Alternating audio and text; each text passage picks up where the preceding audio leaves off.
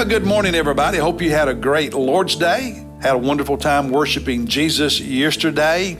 And if for any reason you were not able to attend worship yesterday, go to our website and watch the live stream or the pre-recorded from yesterday and worship the Lord that way. Today in our reading plan for our devotion, we are in Jeremiah 42. And I mentioned Friday, the history of this military traitor that was among the remnants of the Jews who had survived the Babylonian war. But he was actually a traitor working for the king of Ammon, who assassinated Gedaliah, the governor that the Babylonians had placed in charge of the remnant that was still in Judah and so on. And then other soldiers who had survived the war chased Ishmael, the traitor, out of the country. And now they and those who are left are trying to decide what to do. Do they stay in the promised land in Judah, or do they go to Egypt? Because they're scared to death that the Babylonians will punish all of them for the death of Gedaliah, even though they weren't responsible for it. Maybe the Babylonians will just be so fed up dealing with all of us Jews because we're always creating problems for them, they'll just wipe us out anyway. And so that's where we ended Friday in chapter 41. In chapter 42, they asked Jeremiah to pray for them. And there's a lot in this chapter and the next chapter.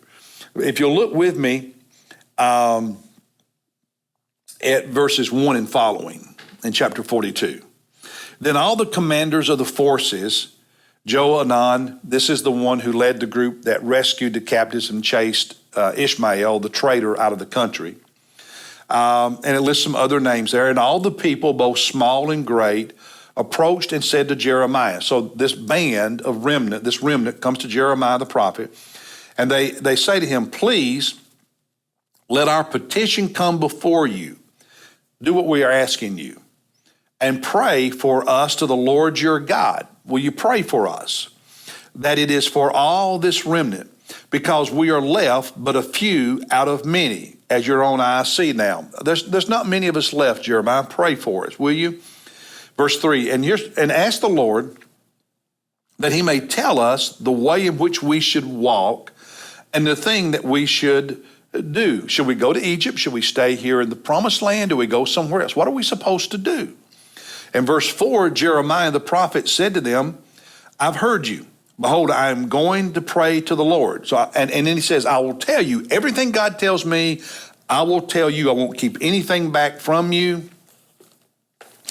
And then in verse 5, the people who are asking Jeremiah to pray for them said, may the Lord be true and faithful witness against us, if we do not act in accordance with the whole message with which the Lord your God will send to you. May God be a witness against us if we don't do everything God tells you to tell us.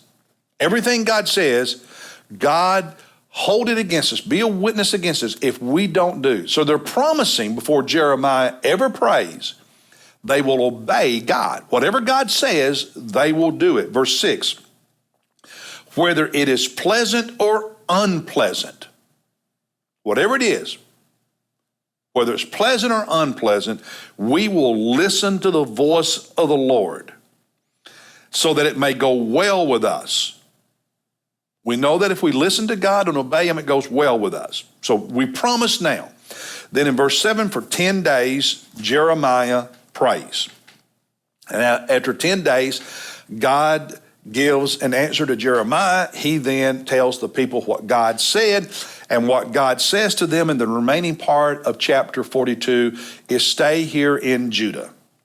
Do not be afraid of the Babylonians, for God says, I will give Nebuchadnezzar the king a heart of compassion toward you. He will not harm you or do you ill. In fact, you stay here and I will build you up and I will bless you. But he goes on to say, but if you don't listen to me and you go to Egypt, because you're afraid, you're tired of war and you're tired of famine and you're tired of disease. If you go to Egypt, the very thing you are afraid of and the very thing you are running from will happen to you there. And not one of you will live and return to the promised land. You will die there by the sword, by famine, by pestilence, by disease. So the very thing you're tired of and trying to get away from, if you disobey me and go to Egypt, that's the very thing that's going to happen to you. But if you listen to me and stay here in the promised land, I'm going to bless you. Now, chapter 43, which we'll look at tomorrow, we learn their answer, okay? And I'll just tell you ahead of time, their answer is, we don't care what God said. We're going to do what we want to do anyway. And they went to Egypt. We'll see that tomorrow. But what spoke to my heart in this chapter is the lost opportunity. Look at verse 10, chapter 42, verse 10. If you will indeed stay in this land, this is God through Jeremiah to the people. If you will indeed stay in this land, then I will build you up and not tear you down, and I will plant you and not uproot you. For I will relent concerning the calamity that I have inflicted on you. God said all the bad stuff is going to stop. If you stay here, I will build you up. I will take care of you. I will bless you. And the truth is, when we do what God says, that is what he always does. And they blew it. They lost the opportunity to be blessed by the Lord because they wouldn't listen to the Lord. They were going to do what they wanted to do, no matter what God said, and it would end up costing them. And I wonder how many times in my life, in your life, in our lives, we lose blessings because we do not listen to God.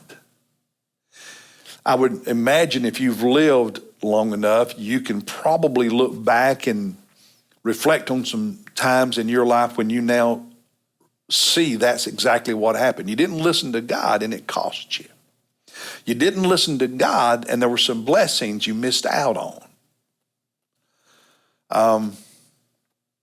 That should motivate us from this point forward in life to always listen to God so we don't miss out on the blessings of God. That's the word for today. I'll see you tomorrow as we continue this story by looking at Jeremiah chapter 43. I'll see you then.